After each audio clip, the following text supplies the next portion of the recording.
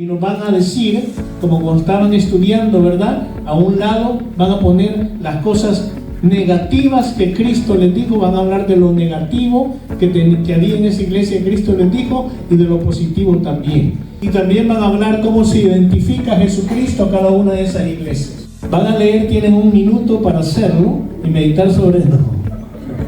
Vamos a darle más tiempo, porque lo vamos a asignar. Mana Paola, Apocalipsis 2, 1 al 7. Eso le va a tocar al grupo de hermana Paola. Es el mensaje a Éfeso.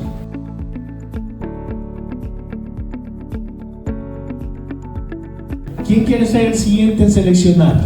Vamos a poner Apocalipsis capítulo 2, siempre, versículo 8 al 11, el mensaje a la iglesia en Esmirna.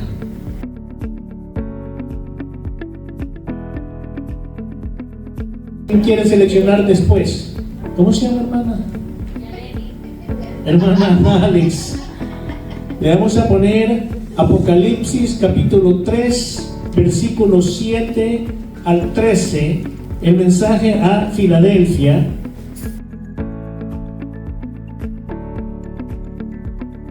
Y queda el grupo de la hermana Dina, que le vamos a poner una iglesia muy interesante, mensaje muy tremendo.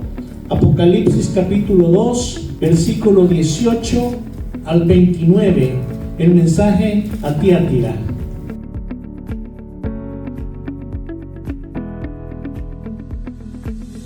Entonces el grupo del hermano Carlos, ¿qué van a hacer? ¿Exponer o a base de preguntas?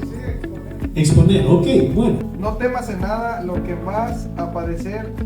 He aquí el diablo echará a algunos de vosotros en la cárcel para que seáis probados y tendréis tribulación por 10 días. Sé fiel hasta la muerte y yo te daré la corona de vida. Aquí usamos el apóstol Pablo, fue un claro ejemplo de persecución, pero se mantuvo fiel al llamado de Cristo hasta la muerte. De esa misma manera nosotros tenemos que mantenernos fieles hasta la muerte con Cristo Jesús para recibir la vida eterna, y así también que allá tenemos una corona que nos espera y que no la dejemos perder, porque nuestra salvación es importante y allá la vamos a tener. Vamos a ir cada uno a recibir esa corona que Cristo tiene para nosotros. Un par de preguntas. Dice ahí en el versículo 11, el que tiene oído oiga lo que el Espíritu dice a las iglesias, el que venciere no sufrirá daño de la segunda muerte. ¿Cuál es la segunda muerte? El lago de fuego. Exacto. Se refiere al castigo eterno en el lago de fuego. Esa es la segunda muerte. Al castigo que va a ser para toda la eternidad, para aquellos que no reciban la corona de la vida, van a tener la segunda muerte, que es el castigo eterno, el lago de fuego. Ok, muy bien. El siguiente grupo que quiera dar su presentación, o quiere que sea a base de preguntas. Mana Alex, ¿qué iglesia les tocó? ¿Cómo se presentó Jesucristo a esta iglesia? Santo, el verdadero, el que tiene la llave de David, el que abre y ninguno cierra, y cierra y ninguno abre. Hermana Alex, ¿qué se entiende, qué se sabe de la iglesia de Filadelfia?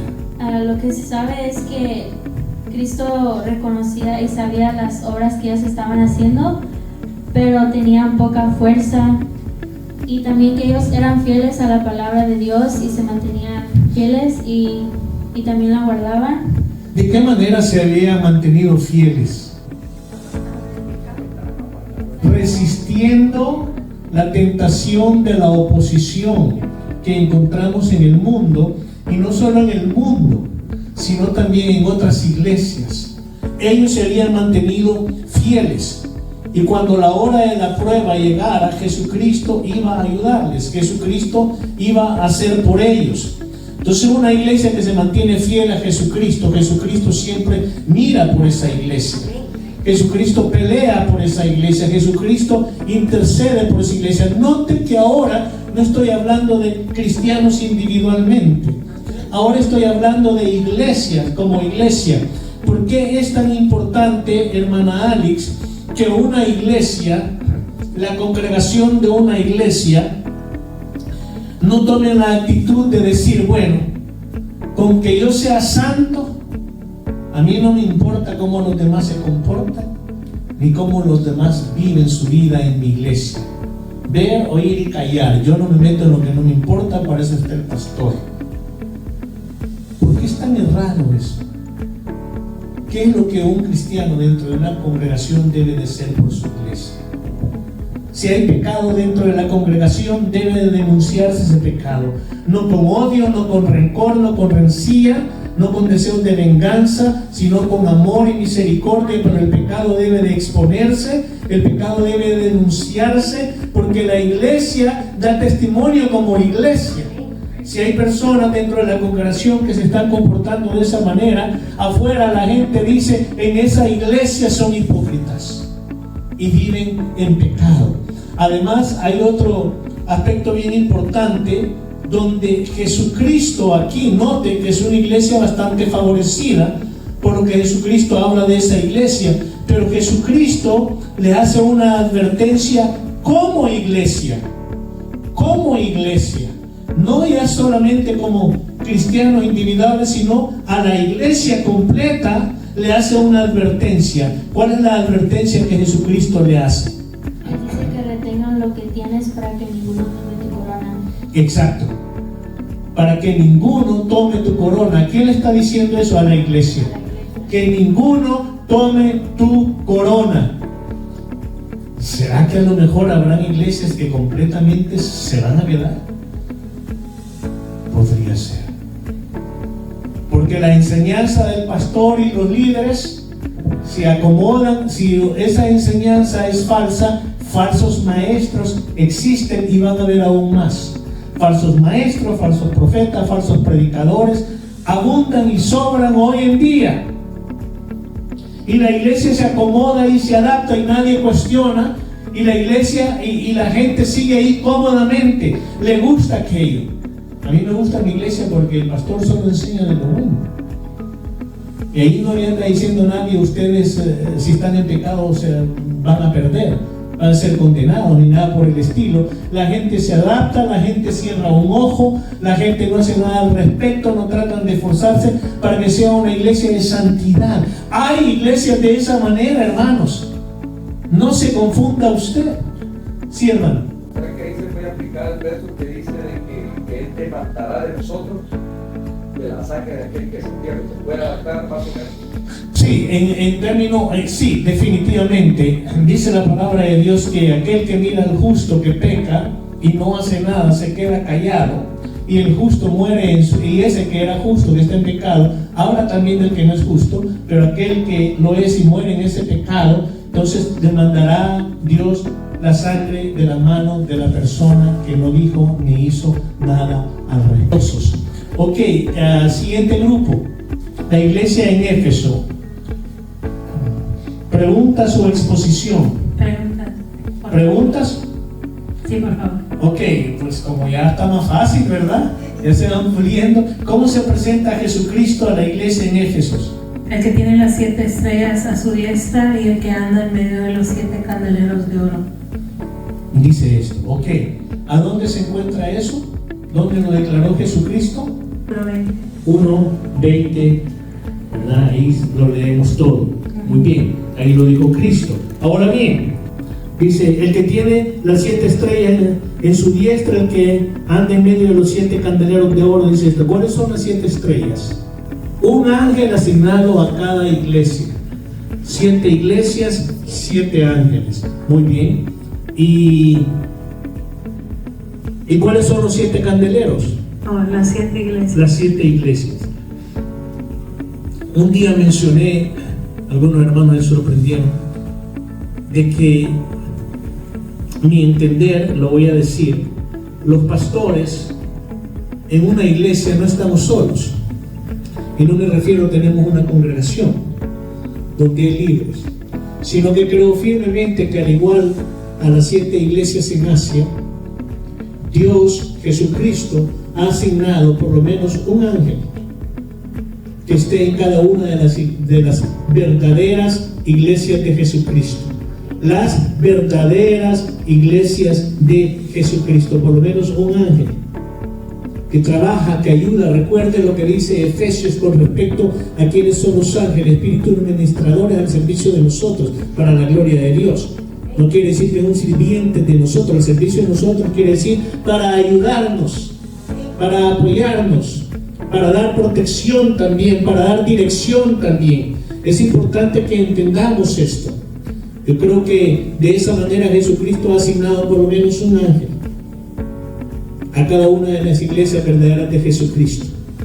Y de la misma manera creo también que cada iglesia representa un candelero, que nosotros somos como iglesia. Aquí hay 2 candeleros ahorita. ¿Por qué?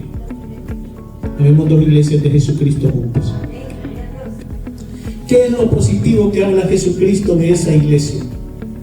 Que hacían obras, trabajaban arduamente con paciencia, no soportaban a los malos, habían probado a los que decían ser apóstoles y los habían hallado mentirosos, habían sufrido y sido pacientes, habían trabajado arduamente por amor a su nombre sin desmayar.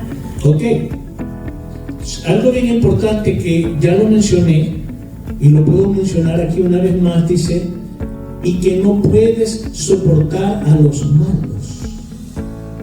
Y has probado a los que se dicen ser apóstoles, quiere decir a los que se dicen ser ministros de Jesucristo. Pueden ser pastores, pueden ser maestros, pueden ser profetas, pueden ser apóstoles, pueden ser evangelistas, que se han llamado como que lo son, pero no lo son.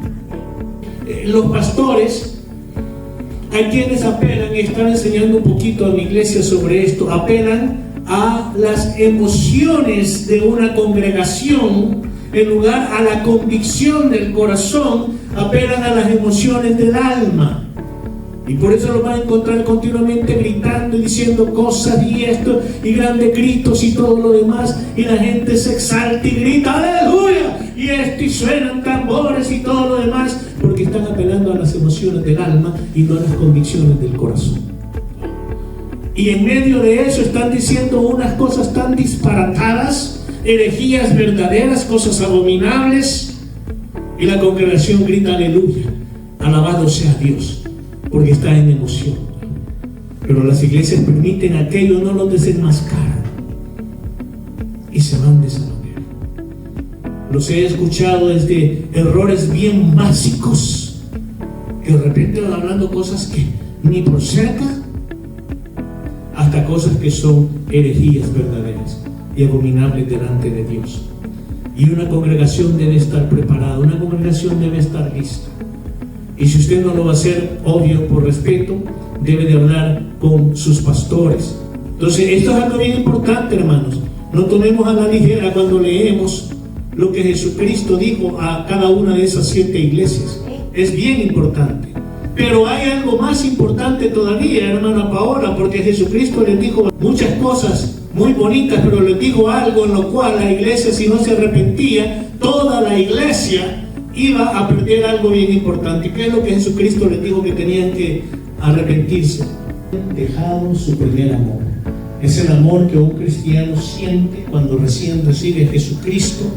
Ese cristiano todo lo que quiere ser, ¿qué es, hermano? Pasar orando, cantando, alabando a Dios, yendo a los cultos. Amén. No puede tolerar oír malas palabras, no puede tolerar cosas vulgares, no quiere reunirse ya con la gente que esté en los vicios, sino que quiere consagrar su vida. Muchos hasta piensan en ese tiempo: me voy a ser pastor, predicador, misionera, qué sé yo. ¿Cuántos recuerdan cuando por primera vez, cuando se entregaron a Jesucristo y comenzaron a vivir ese primer amor con gozo, con alegría? Y de repente los cristianos se van acomodando y dejan a un lado el primer amor y caen en monotonía. Vamos a la iglesia porque hay culto, vamos a la iglesia porque no hay otra cosa mejor que hacer. Pero ¿qué es ese primer amor? Se refiere al primer amor profundo y a la devoción de los efesios a Cristo y su palabra. Es una advertencia tan seria que Cristo da a todas las iglesias. Toda iglesia debe de amar a Jesucristo con todo su corazón y amar de esa manera también su santa palabra, hermano. Y le hace una advertencia el Señor Jesús bien seria. Y quitaré, le dice a la iglesia de Éfeso, y quitaré tu candelero de su lugar si no te hubieras arrepentido. Iglesia, le dice Jesucristo, si no te arrepientes, quitaré tu candelero de tu lugar. Quiere decir, no vas a entrar al reino celestial. Oiga, qué tremendo, a nivel iglesia. El grupo de la hermana Tina, que le tocó, ¿qué iglesia? Una iglesia bien fácil, ¿verdad? ¿Que quieren exposición o preguntas? ¿Preguntas también? Bueno, me están haciendo hablar a mí, ¿verdad? ¿Cómo se presenta Jesucristo en este caso a la iglesia de Tiatira o Tiatira? El Hijo de Dios, el que tiene ojos como llama de fuego y pies semejantes al bronce bruñido. Para comenzar, miren qué manera más tremenda. ¿A dónde está descrito Jesucristo de esa manera también? En el capítulo 1 de 1:15, ¿verdad? Y sus pies semejantes al bronce bruñido, refulgente como en un horno, y su voz como estruendo de muchas aguas. Y sus cabellos eran blancos como blanca lana, como nieve, sus ojos como llama de fuego. Qué tremenda descripción de Jesucristo, ¿verdad? Cualquiera diría, no, pero ese es un Jesucristo que está mostrando quizás miedo. No, poder, santidad, amor, pureza. Oiga, qué tremenda esa descripción.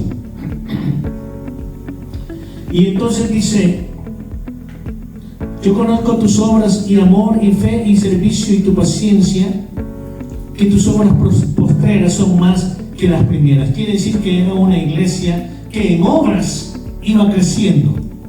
Era una iglesia que iba creciendo en obras. Muchas veces una iglesia puede estar pequeña e ir creciendo en obras, pero también una iglesia, conforme va creciendo, también va creciendo en obras. Más ministerios, más obras y todo lo demás. Qué bonito eso.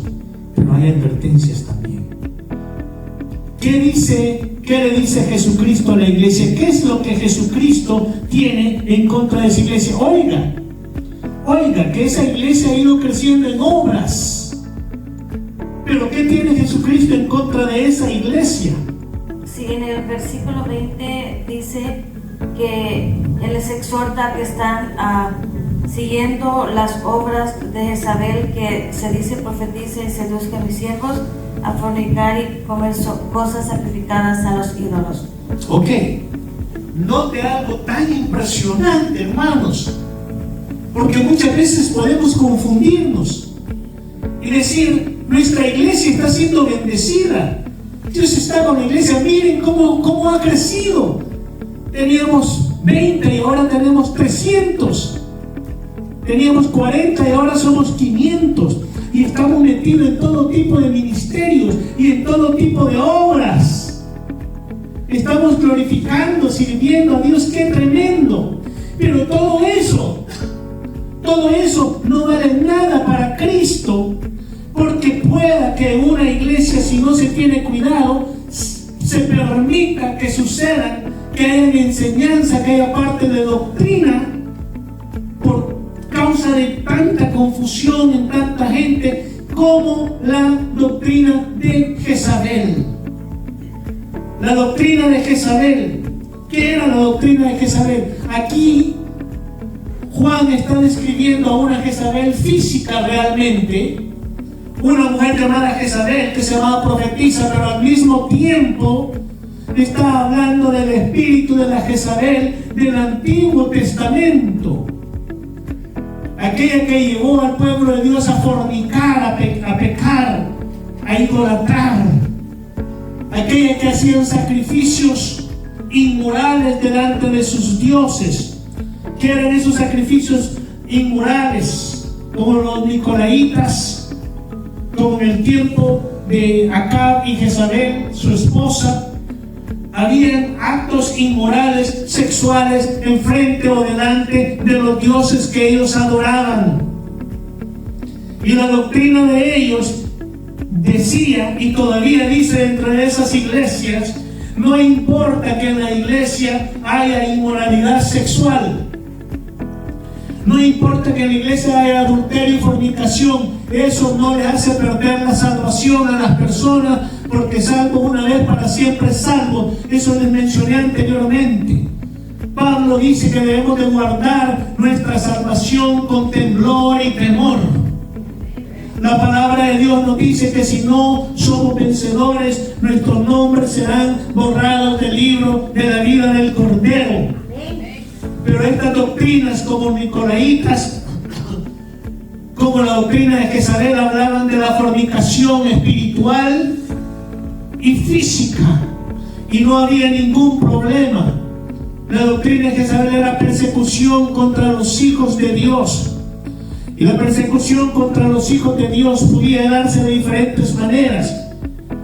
La persecución literal, hasta sacar a los verdaderos hijos de Dios o siervos de Dios dentro de las iglesias, y la persecución espiritual. ¿Cuántos saben cuál es la persecución espiritual de Jezabel contra los hijos de Dios? La seducción sexual. Dentro de el espíritu de Jezabel opera, que puede operar tanto en mujeres como en hombres. Opera de tal manera que trata de seducir primeramente de una manera sexual a los siervos de Dios dentro de la iglesia, hasta hacerlos caer o mantenerlos confundidos y llorando todo el tiempo pidiéndole perdón a Dios por los pensamientos, los sentimientos y los deseos que están teniendo. Y dice Cristo a esta iglesia que toleraban que esa mujer Jezabel, que se dice profetiza, enseña y seduzca a mis siervos a fornicar, tanto espiritualmente como físicamente. Oiga, qué grave es eso.